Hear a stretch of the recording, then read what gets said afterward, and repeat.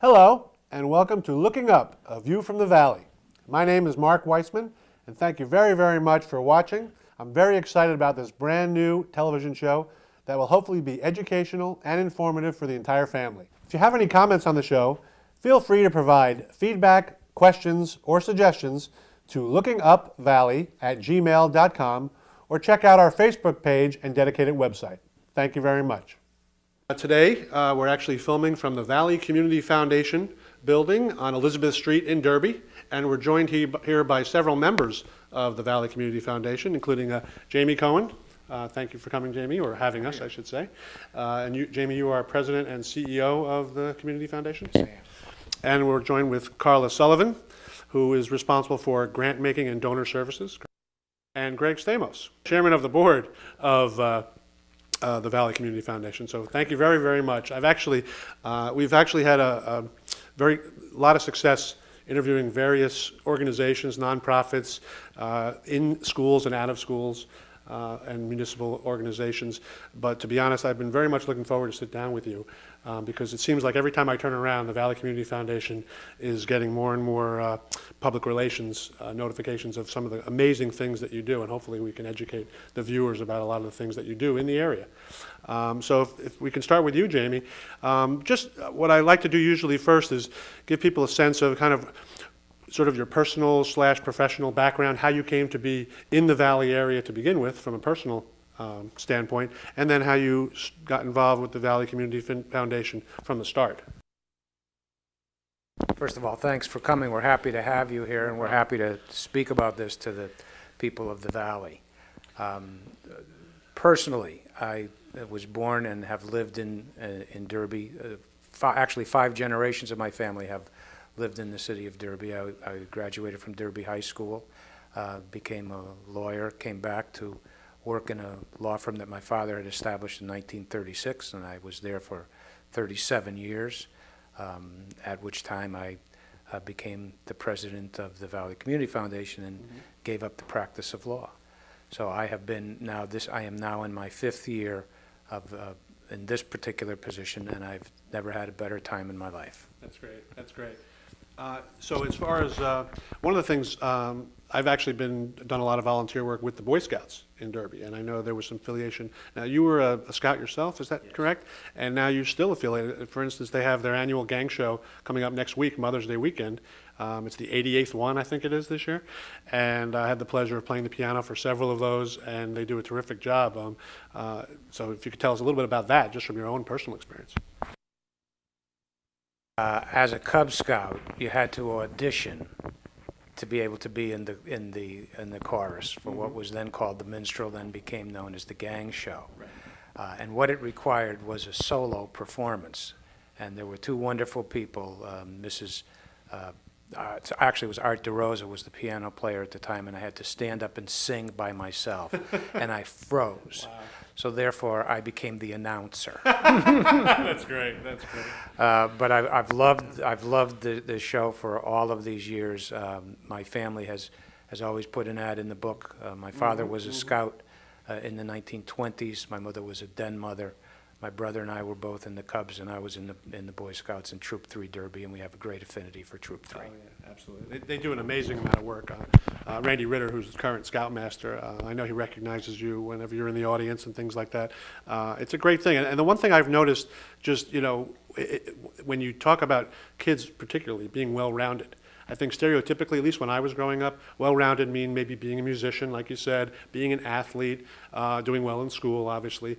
But the one thing I've noticed about the kids who do volunteer work, like the Boy Scouts, or kids who do work in any way that the foundation is part of, it's a totally different definition of well-roundedness.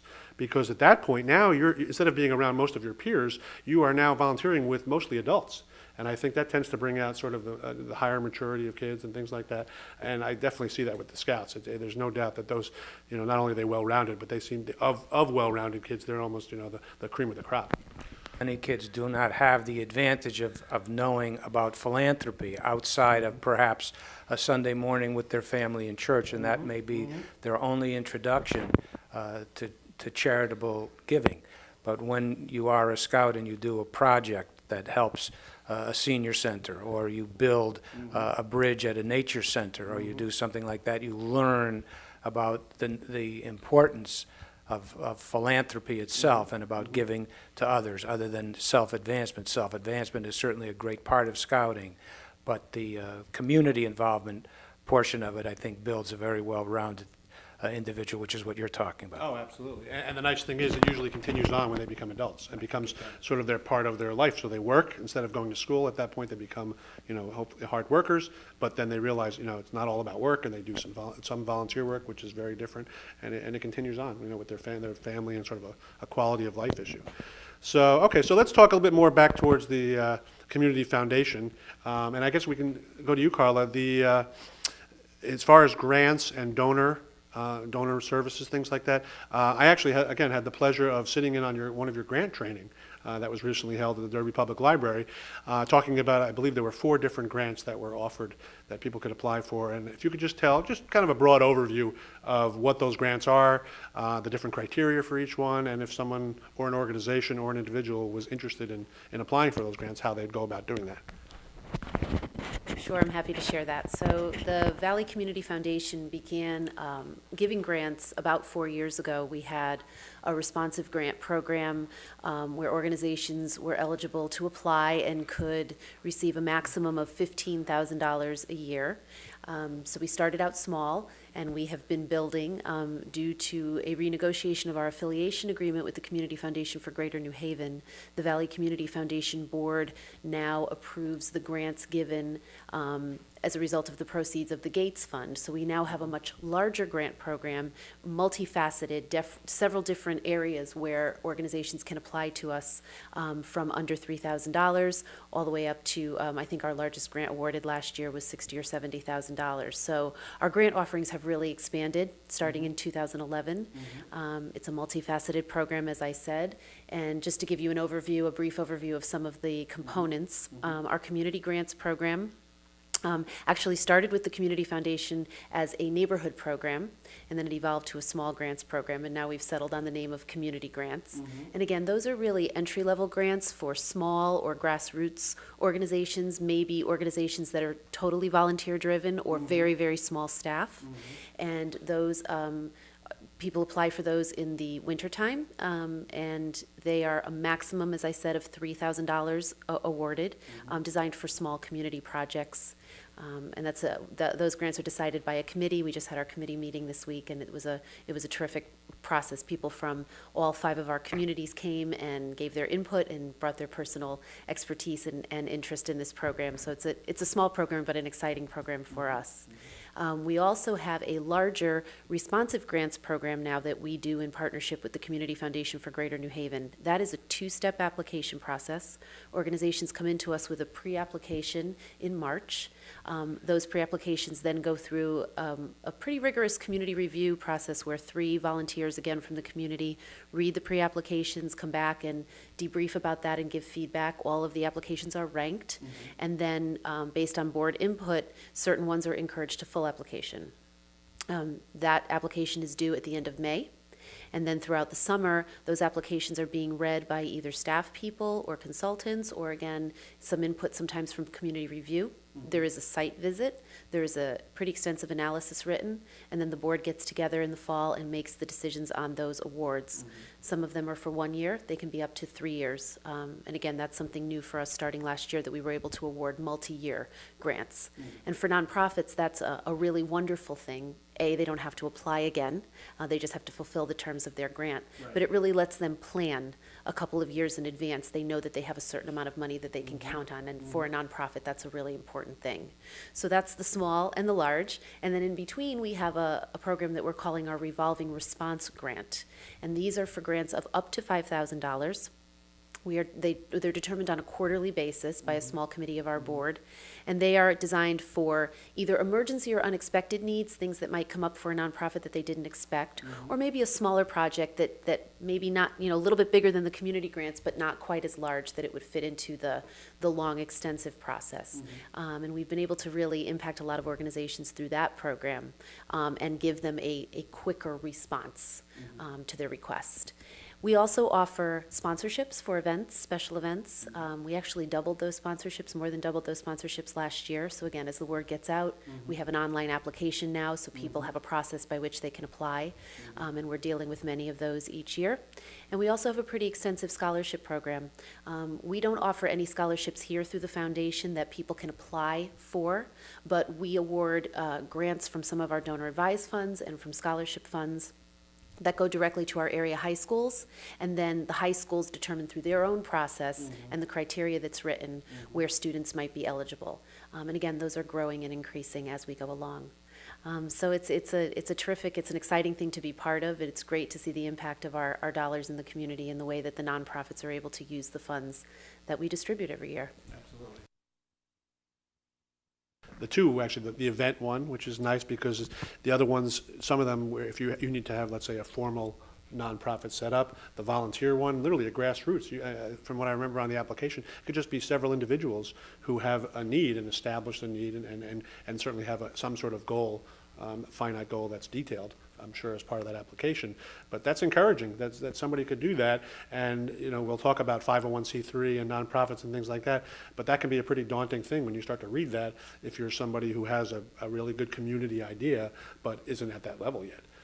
So that's really great. And then, Greg, actually, we can talk about, I guess, one thing that we were just talking about, before we started taping the show was you're actually originally from Ansonia, is that correct? Right. And if you talk about kind of growing up in the Valley, what it means to you now be giving back to the Valley, and then maybe even talk about some of the funds that you've actually been part of starting. Thank you, Mark.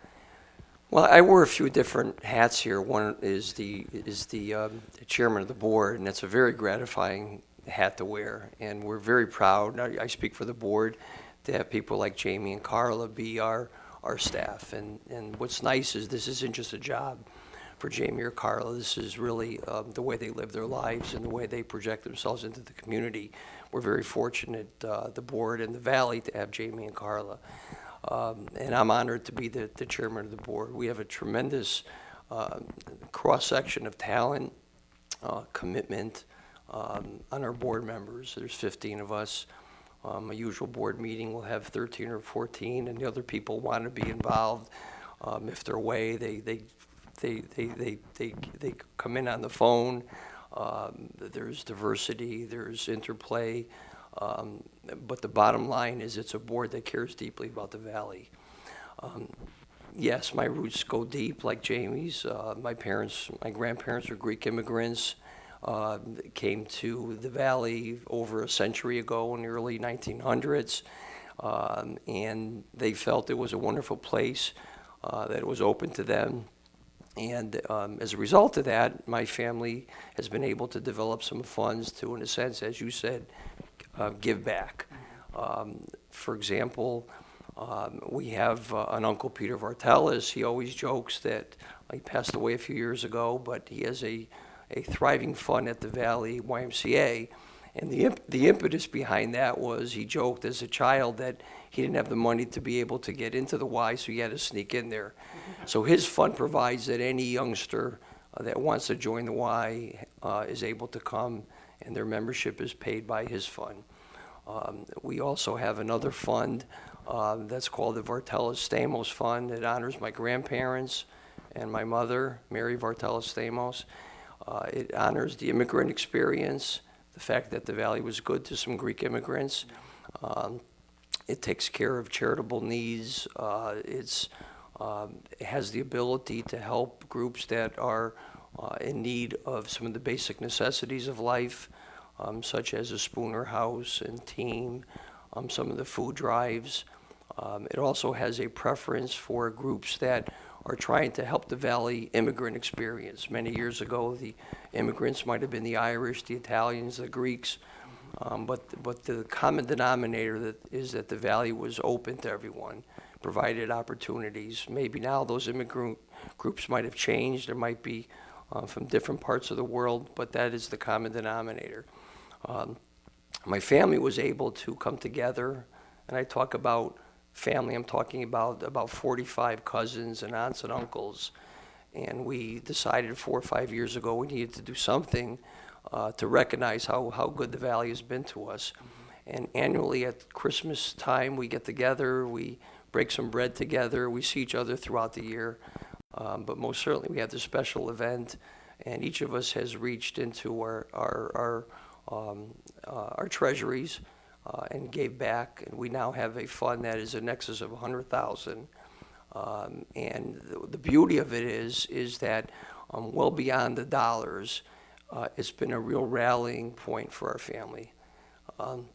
We're able to get together and talk about things beyond how your job is going, how's your family. We're able to talk about how is the Valley Community Foundation doing. And it's very gratifying. I mean, as Jamie talked about and Carla, learning about philanthropy, we are now teaching the third and fourth generation about what philanthropy is. We've engaged some of the young teenagers in our family, including my two daughters, Alexis and Angelica, to be advisors. And so when applications come in, Carla and Jamie will review them and make some suggestions, applications that sort of dovetail with some of the preferences. And we engage our youngsters in learning about what giving back is all about. It's been well beyond the dollars. It's been really a gratifying thing for our family.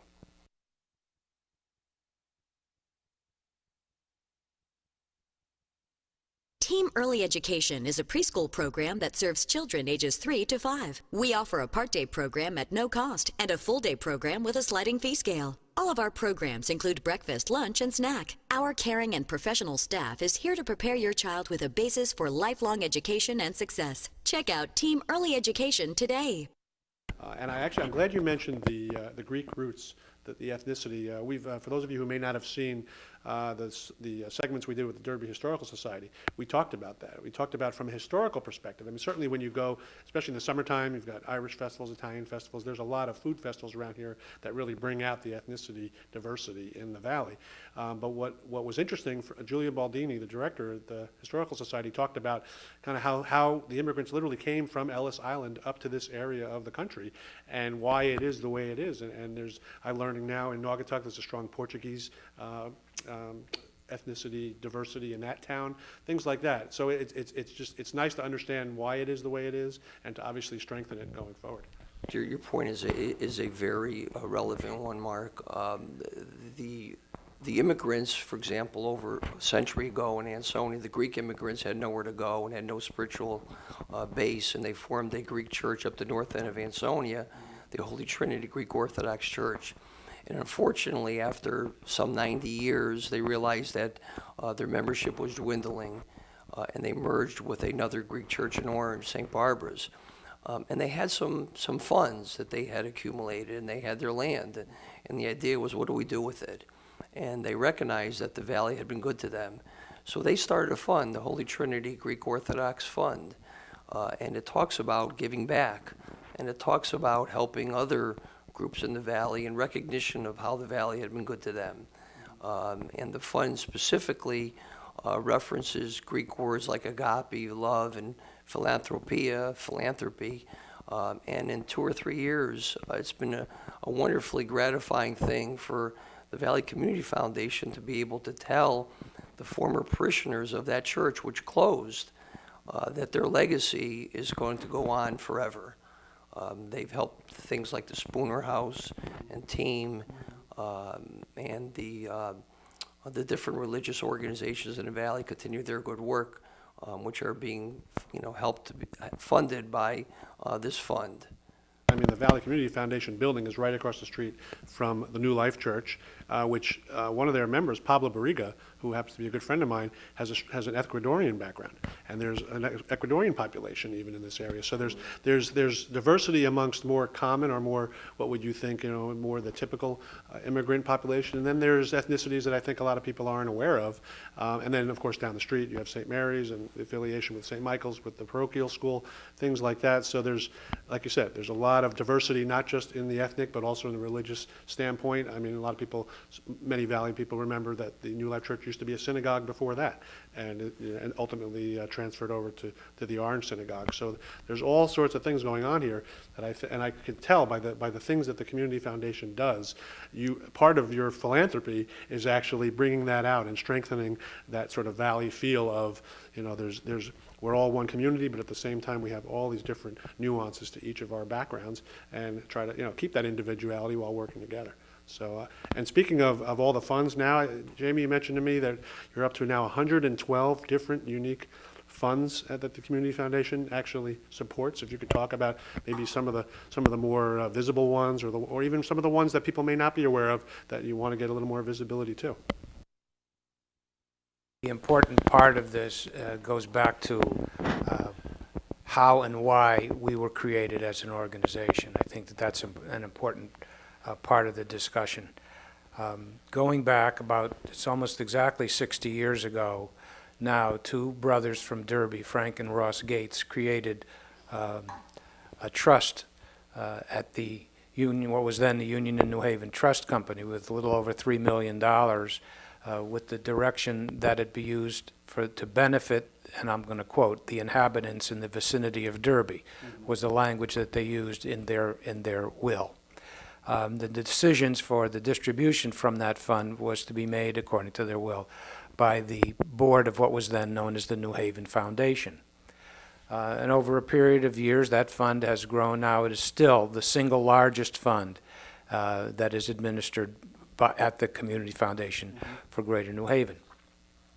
The decisions were made by that board for a number of years. And there came a time in the early 90s that there were great difficulties with the Valley chief elected officials and others who felt that the distribution was not being made in accordance with the direction that the Gates brothers had requested.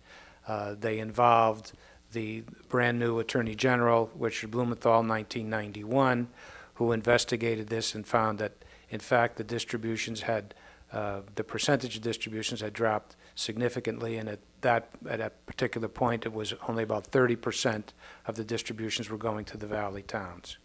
He engaged both the Community Foundation for Greater New Haven and the Valley people, and recommended and suggested that in his opinion, the fund was a preference fund. It had been created with a preference for Valley in the vicinity of Derby, meaning everybody's way of thinking, meaning the Valley, and that there should be a solution found so that there could be an equitable distribution on that basis. From that came a group called the Valley Advisory Council, which was Advisory Committee, which existed for a number of years, and which was in a supervisory role, and to look at the grants that were being made by New Haven and whether or not they were improving on that percentage of distribution. Came to the point in the early parts of the 2003, 2004, led by a number of Valley people, including Joseph Pagliaro Sr. and Mary Pepe, among others, who felt that the Valley would be an appropriate place for its own community foundation. In the 80-plus years of the existence of the Community Foundation for Greater New Haven, they've been able to attract 22 funds that benefited the Valley. Just by way of explanation, since our creation, we now have, in 7 full years, this is our 8th year. This is our 8th year. We have 112, and we have almost 15, we're on our way to $15 million. We're just over $14 million in assets. But the point of it was that the board of the Community Foundation for Greater New Haven recognized that that was an appropriate thing to do, that they were not going to make the same inroads to be able to raise the level of philanthropy in these 5 towns in the Valley as a local organization would. They had great foresight and great confidence in the Valley to be able to do this, I believe, as a member before I was chosen to be the president, that they were in fact correct, and we have proven that they have been correct. So In the course of this, we have every kind of fund that you could imagine, from endowments for organizations, the Derby Public Library right down the street being the first to become a part of this, all the way to an individual scholarship set up for somebody who wants to be a teacher in memory of a lovely young woman, Tracy Haynes, who died in her 30s from the town of Seymour. I mean, it runs the gamut from millions of dollars in trusts and in funds to $10,000. People can build funds over time. $10,000, it becomes a permanent endowed fund, but people have the ability to take a period of time and to build them. So we are thrilled at the progress. We're thrilled at our ability to be able to benefit the nonprofit community in the Valley, which is such a vital part of making the Valley what it is. If you have any comments on the show, feel free to provide feedback, questions, or suggestions to lookingupvalley@gmail.com or check out our Facebook page and dedicated website. Thank you very much.